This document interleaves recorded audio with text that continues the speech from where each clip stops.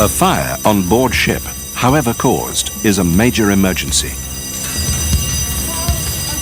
When it's an open fire, it is normally discovered very quickly and dealt with in accordance with the well-rehearsed firefighting procedures laid down in the company's emergency manuals. On board a container ship, another type of fire can occur which is insidious, and it takes a long time to detect because it's a closed fire. It is also very difficult to fight because on board this type of ship, space is usually very limited and access to the fire is highly restricted. We are, of course, referring to container fires. Both the officers and members of the crew regularly take part in fire drills to practice how to deal with open fires. But very seldom do they have an opportunity to practice fighting container fires. So this video is designed to show the special problems that can arise when fighting container fires.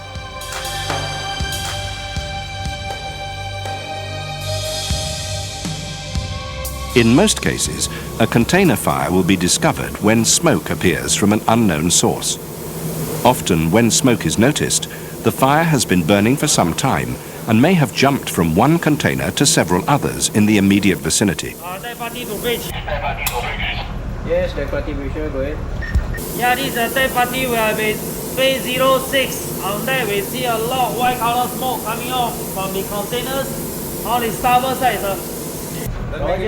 It is therefore very important to establish the location of the smoke as soon as possible. Yes, Rich, go ahead. Andy, can you tell me which side the smoke's coming from? Yeah, the smoke is coming from starboard side, sir. Starboard side. Okay, I'm going to swing the ship to starboard. I want you to go on the port side and stay there.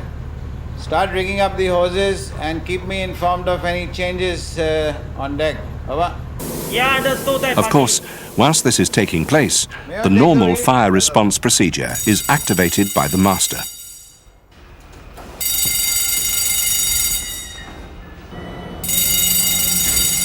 Take over the wheel. Yes, sir. 300 over, sir.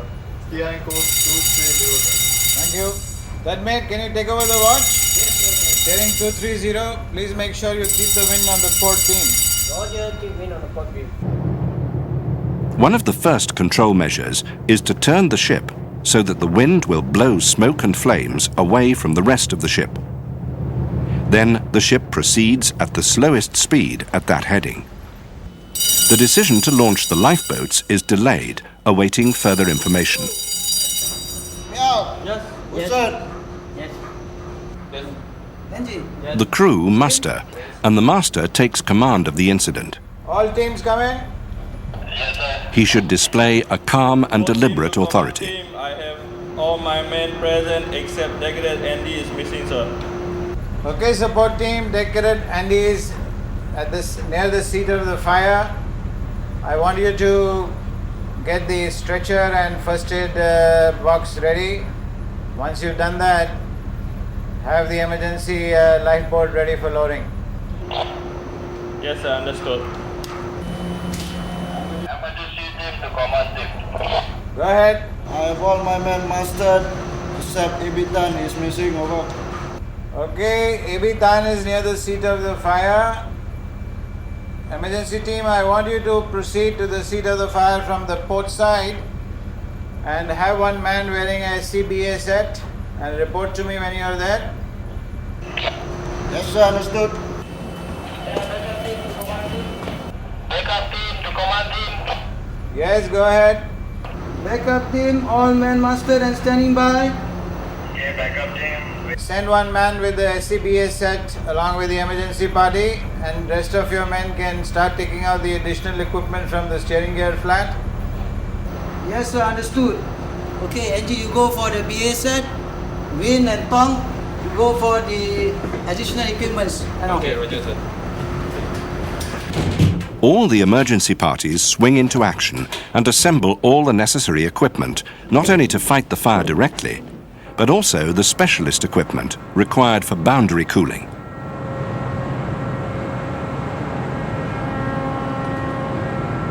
That mate, Yes, sir. Just send out a security message and warn all the ships in the vicinity. Okay, sir. Security, security, security. This is MV Non-Such. Call sign X-ray, X-ray, X-ray, X-ray. My present position, latitude 38 degrees 01 minute north, longitude 009 degrees 38 minutes east. I have containers on fire. Presently, I am not under command. Please keep clear of me. End of message. Sir, security message sent, sir. Thank you. As soon as possible after the discovery of a fire, the cargo involved or stowed in the vicinity must be identified. The emergency party arrives at the seat of the fire and sends the lookouts to join their own teams.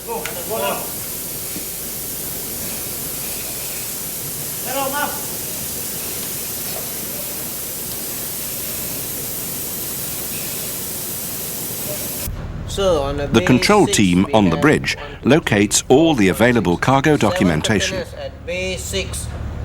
First, the dangerous goods list is consulted and the cargo stowage plan checked on the computer.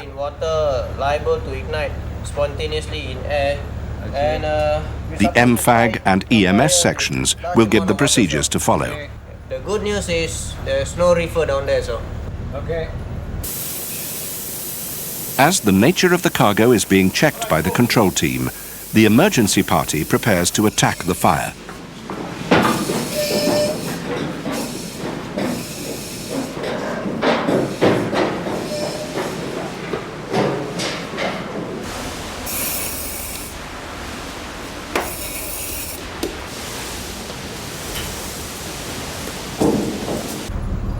Rohit team, all men on standby, 14G control room, all fans off.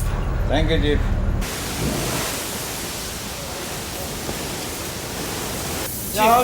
Chief, we found that there are a few containers at the starboard side. B6 are catching on fire.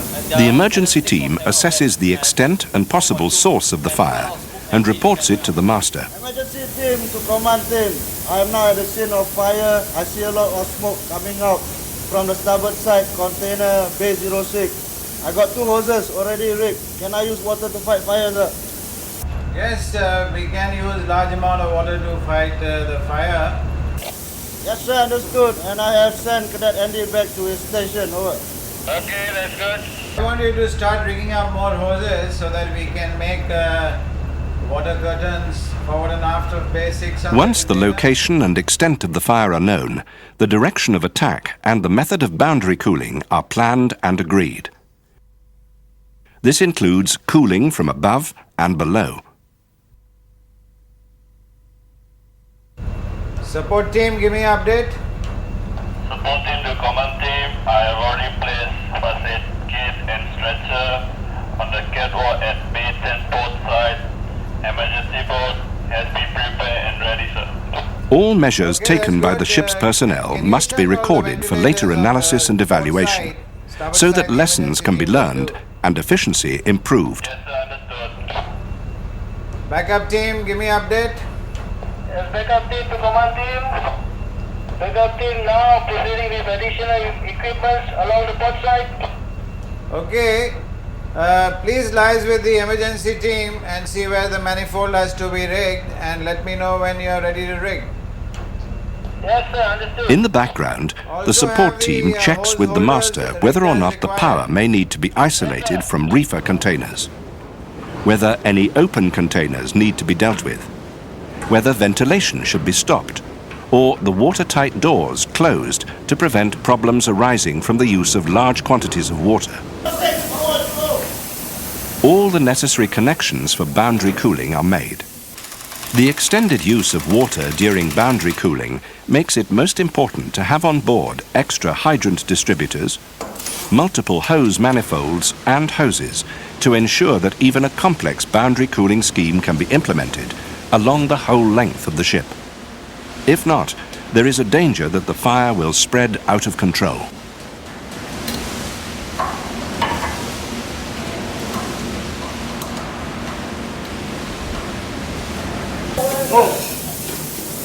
the seat of the fire is now attacked.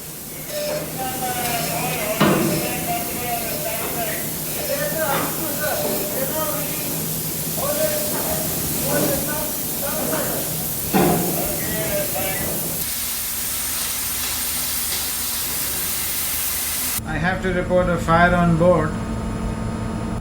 Head office must be informed as soon as possible after the discovery of a fire, if, in the judgment of the master, the incident is too serious to be dealt with quickly by portable fire extinguishers. Head office will put its own emergency plan into action and form a communication centre.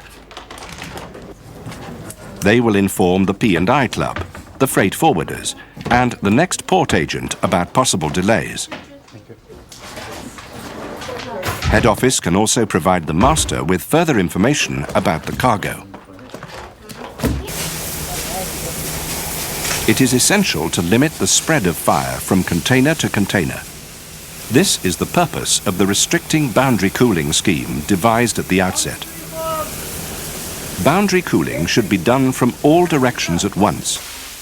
Particular attention needs to be given to hatch covers, as the fire could jump from the deck to containers in the holds. Due to the restricted space and access room between containers, lightweight portable stages can be used to help penetrate the containers on fire. These enable small holes to be cut in the side or roof of the container which is burning, so that water can be directed as high as possible inside and into the seat of the fire. Lances may be used if there is adequate space for this. A better option is the use of pneumatic grinders or drills, as these can be used in confined spaces. Alternatively, the bolt hinges may be removed and replaced by a suitable adapter for introducing water into the container. It is now clear that boundary cooling will need to be continued for many hours. Special brackets are made up for holding the nozzles in position. This will allow the team members to rest whilst boundary cooling continues. Teams must be changed in accordance with a prepared roster. This is most important to avoid a totally exhausted crew who would not be able to continue with either the boundary cooling or with fighting the fire. A large volume of water is likely to be used during a prolonged boundary cooling. Therefore, careful attention must be paid to avoid the accumulation of water and the consequent possibility of free surface effect endangering the stability of the ship. Such volume of water represents a particular danger for ships which operate at a very low metacentric height, or GM. One way to avoid this is to keep the bilges clear and keep testing the bilge lines.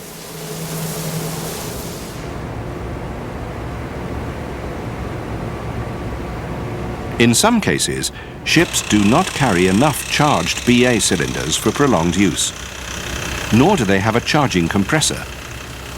Experience shows that in the case of container ships, the availability of a charging compressor is vital. If one is not carried, this must be obtained as soon as possible.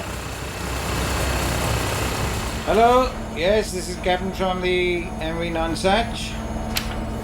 The master informs the shore emergency team that, in his view, the fire may take 20 to 30 hours to extinguish, and that he needs information as to the content of some of the containers involved in the fire. Yeah, I realise that, but time is very important. The head office team provides further information about cargo. Should satisfy.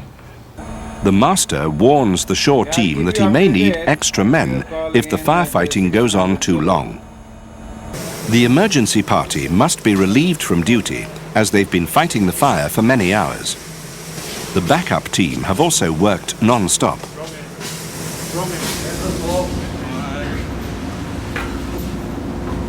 30 hours later, a relief team arrives on board from a sister ship. The new crew are quickly briefed on the current situation and made ready to carry on the job. Bring you update on what's happening so far. We got a fire at bay 06, this bay here. Okay, it's a class 4.2 danger cargo, spontaneously combustible material here. It's a hafnium powder. Okay, so what we have done, actually there's 6 of them which is got fire. It's all on row 0, 9 and 11, and we have cut holes in them. We have actually flooded it, and it's more or less under control. But we are now doing boundary cooling, so we got 2 hoses pointing from starboard, 2 hoses from port this way, and 2 are from up, right? And there is 3 shooting from top 06 downwards. Alright, a total of 11. Sorry, 9. 2, 4, 6, 9. 9 altogether. And right now I got already 12 men on, and they need to be relieved. This way he comes in. Any question, me? Jimmy, I think I don't have enough men to supply extra men. Oh, that part you don't worry. We have already done a roster. You guys are coming on the 4-8 watch. So you guys will skip 4 hours, extend it to 2 hours, 6 hours altogether. Therefore, I will have 12 men on deck on all times. You are only relieving 6 of my crew. Okay? So if everything is okay, then we shall proceed to deck, see what happens. Okay. Hey!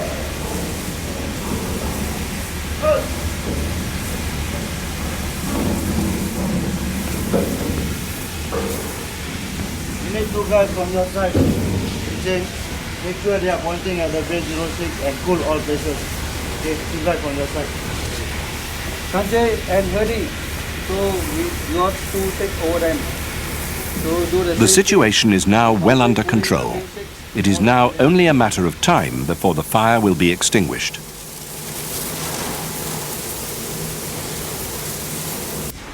Hey, well done, guys.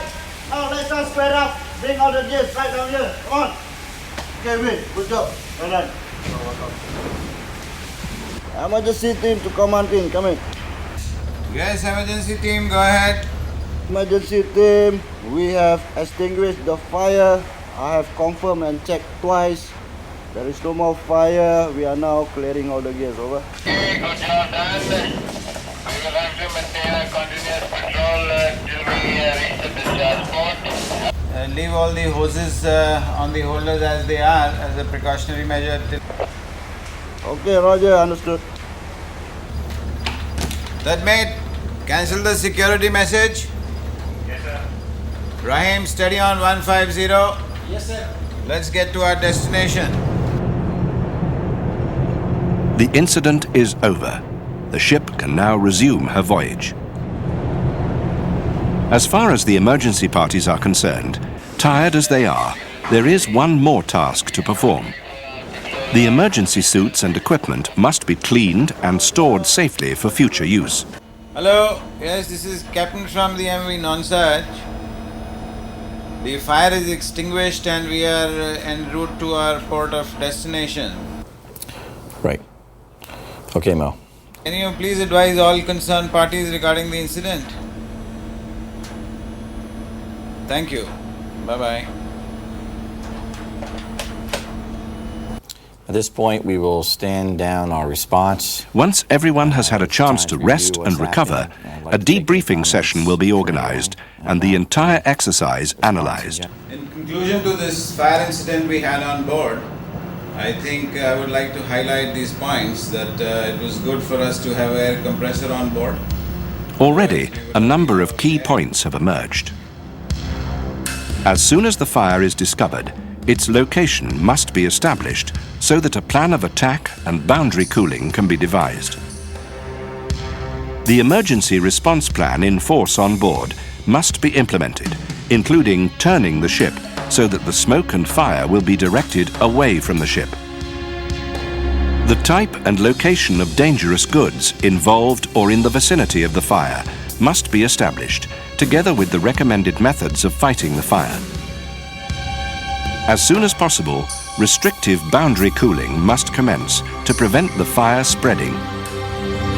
Additional equipment over and above FFA requirements should be made available on board container ships, particularly multiple hose manifolds, extra hoses, hose holding brackets, pneumatic grinders, portable lightweight platforms, and an air compressor for recharging exhausted air cylinders.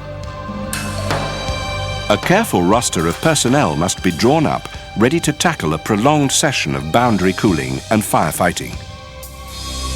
If possible, extra personnel should be requested by the master to supplement the small number of crew members on board. Accurate records of all events on board ship during the fire must be made, so that lessons can be learned from the incident. Regular contact must be established by the master with head office and the shore emergency party to ensure that all possible assistance is available to the ship.